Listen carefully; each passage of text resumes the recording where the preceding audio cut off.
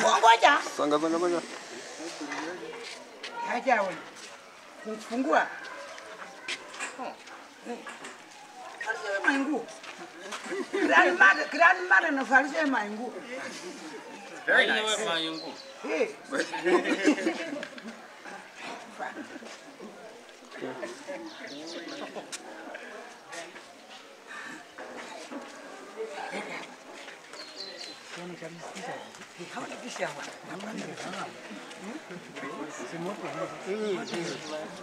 Moto. Grandmother amekununulia hii maingu. Ngoja. Nini asema? Achana mimi. Haya. Very good. Kongoe. Haya.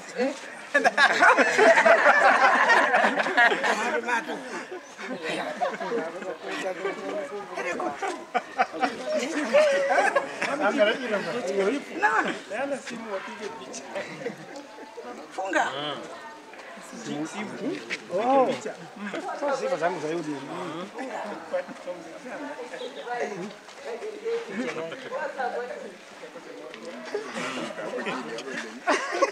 Tangarengane bwana. Tuna mkutano hapa Freed Bay ambao tumejifunza lugha ya Bongomek ambayo imepotea kwa muda. Yaani lugha imekuwa imepotea. Unataka tu revive hiyo lugha kwa sababu watoto wetu waongee lugha saa hizi. Lugha imekuwa ni Kibukusu ama Kiswahili ama Kiingereza. Lakini kulingana na leo inaonekana kwamba lugha ya Bongomek watoto watakuwa wanaongelea nyumbani. Kiswahili barabarani, Kiingereza barabarani, Kibukusu barabarani. Lakini lugha ya Bongomek mnaongelea nyumbani kila siku. Hiyo ndio jambo ambalo tumejifunza hapa. Na kwa hivyo Bongomek wote ambao wananisikiza na ile jamii ambayo tulikuwa nao pamoja, mashemeji wangu au kuhusu wetu hawa, ni vyema kila mtu azungumze lugha yao nyumbani kwa njia nzuri.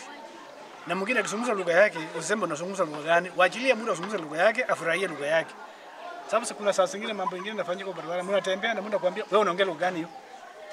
Ati uongee lugha ya kitaifa. Lugha ya kitaifa sasa ni gani? Kila mtu ana lugha yake. Unaona hata tabia ya Kenya imeharibika sana.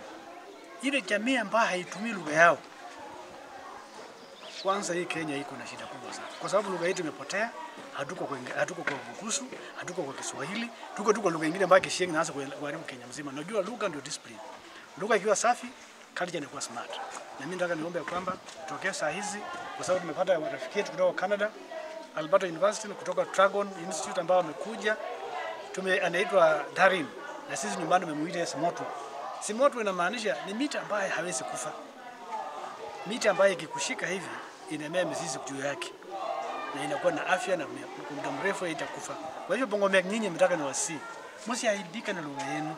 Endesha lugha yenu kwa wakati wote mzuri na usiogope mtu yote barabarani. Na wale ambao watawasumbua watu wangu Bongomek community ya kwamba ukiwa barabarani unaongea lugha tutapelekana kotini. Kama unasimamisha tu mtu ya kwamba wewe usiongee lugha yako mbele ya watu wengine, tutakupeleka kotini kwa sababu una pinpoint watu wangu Bongomek community kukosa kuongea lugha yao. Na tutaka tupelekane kotini kwa mambo yasiyofaa. Kila mtu aongee lugha ya mama yake. Umuhimu wa lugha ya mama ni moja. Kwa mfano kama sisi Bongomek.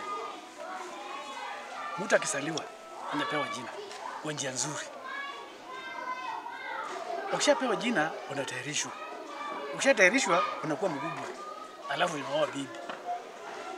Na hiyo ndio desturi ya jina kwa lugha. Kwa sababu bila lugha hakuna ile utaratibu ya culture, hata inapotea. Kwa hivyo kitu ya maana ni lugha. Lugha ikiweko watu wanajua kwamba hii ni wakati huu, hata asubuhi kiamsha mtoto ngeta kama asubuhi. Ngeta kama go, ngeta ba yishie. Kwa njia nzuri. And CILDI has created a lab called Dragons, which also is an acronym for Documentation, Revitalization, and Generation of New Speakers Lab. So our whole purpose is to help Indigenous peoples around the world to create materials and to learn about how better to learn and teach their Indigenous languages, which have come under threat from colonizers and other forms of oppression throughout the centuries. So Joseph reached out to CILDI and Dragons last year and asked for our help. And we spent a year kind of going back and forth, talking, seeing how we can do this, how best we can move forward.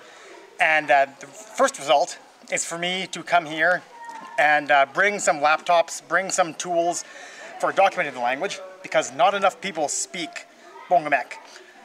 It's a dying language, and we're here to fix that, here to stop it from dying, here to revitalize the language. Because the internet is so prevalent now, but about 90% of it is in English, that makes it very difficult for underdocumented or minoritized languages to have a space in there. And when the kids are more and more reliant on phones and laptops and computers, then they don't spend enough time with their elders learning their heritage languages. So we've taken these laptops here and loaded them up with software in order to have the elders speak, have the speakers make a lot of sound, then the kids can listen to them all the time. We can then use that data to create materials for the schools, we can use that data to create websites, we can use that data to build up the language and the culture and bring it back to where it should be. I mean, all cultures evolve and change over time, so do languages. Things will change, and that's okay, but keeping an identity and keeping your language as a part of that is a major, major process that is very helpful. Study after study after study has shown in Australia, in America, in Europe and in Asia, I don't know if it's been done in Africa yet, but having access, having access to one's heritage language and the ability to hear it and speak it lowers suicide rates in communities by 50%, lowers drug use by 70% on average. So just being able to hear your language and being able to know that that's where you come from is very important. And even if you participate in more Western society stuff now, that's fine, as long as you know where you come from and you have access to where you come from and you keep that in you.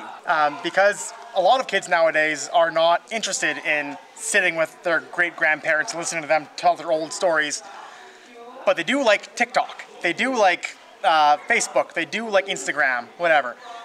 So if you can have these languages documented on digital tools and then have them be used in these new media formats, then the kids will be more interested in it. So it's a cycle. It takes work on both sides.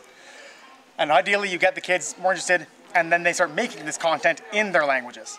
Unapoangalia wazee wetu walikuwa wanaongea sana hii lugha, lakini kwa sababu ya kuoana unapata kwamba hii lugha imepotea, na ndiposa tumetafuta wafadhili ili waweze kuhakikisha kwamba tunarejelea ile lugha yetu ambayo ilikuwa imepotea.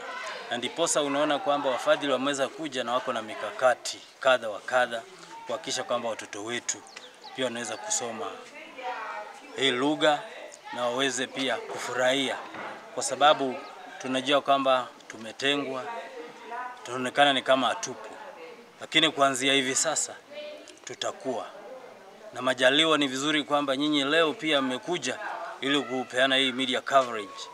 Tunashukuru kwanza kwa sababu ujumbe utazambaa kwa kila mtu, najue hao Bongamek wako, na ndani ya hii Bungoma wajue kwamba Bongamek itasaidia kabisa. Manake unapangalia saizi jukumu ni la wazazi, alafu pia tutaka kutenga baadhi ya walimu ambao watahakikisha kwamba kila tunapofunga watoto wanakuja kujifunza hii lugha. Na asua leo hii venye tumekuwa ndani ya kongamano hili, wameambia wazazi haswa kuhakikisha kwamba hii lugha inazidi kuzungumziwa kule nyumbani. Na niwaleka kwa Bongamek. Na tamaa yangu kati niliolewa nilitamani nichue lugha ya mume wangu. Na shida ikatokea baada ya miaka miwili kukawa na clashes. Na clashes ilipotokea watu ikapiti waende. So nikapaki mimi na mume wangu. Na ni kwa sababu ya kasi ya hapa na pale, kurudi jioni akiwa amechoka. Nilitamani kuchua lugha na hangeweza kunifundisha. Na hivyo ikimesababisha watoto wangu wamepotea, hawajui lugha yoyote. Na mtu yoyote ambaye hajui lugha ya kwake ni mtu mtumwa. Juu hamuna siri kwa nyumba. Yaani hata mkini akiwa amekaa, kwa sababu ni Kiswahili, so itapita tunaongea kila mtu asikie ama muitane nje. Na mtu akiwa amejua lugha yake, unaweza kusengenya mtu akiwa amekaa. Na tamanio langu ni ya kwamba watoto wangu wasungumze lugha, wachukue wasungumze lugha, ili kisasi hiki ama jamii hii ya Bongamek isipotee. Maana sasa imefikia mahali ya kwamba ndio mwingine amesema ya kwamba kwa sababu ya intermarriage ndio imesababisha. Na tunaomba ya kwamba tusije tukawa sisi ndio tumekuwa chance ya kupoteza lugha. ninasimama hapa kwa advocate ya kwamba niko tayari kuchukua nafasi ili ya kwamba lugha ya mume wangu ama lugha ya ukoo ya mzee wangu isimame ili nifurahie mbele, isije watoto wakapotea wakakosa kuelewa wao ni ukokani na hata jamii yao ilitoka wapi. Maana wanasema mkosa kabila ni mtumwa, wasiche wakawa watumwa. Kwa hivyo tamanio ya kwamba kuanzia leo hata mimi nachukua jukumu la kwenda kujifunza lugha mali ninajua na kufundisha watoto wangu.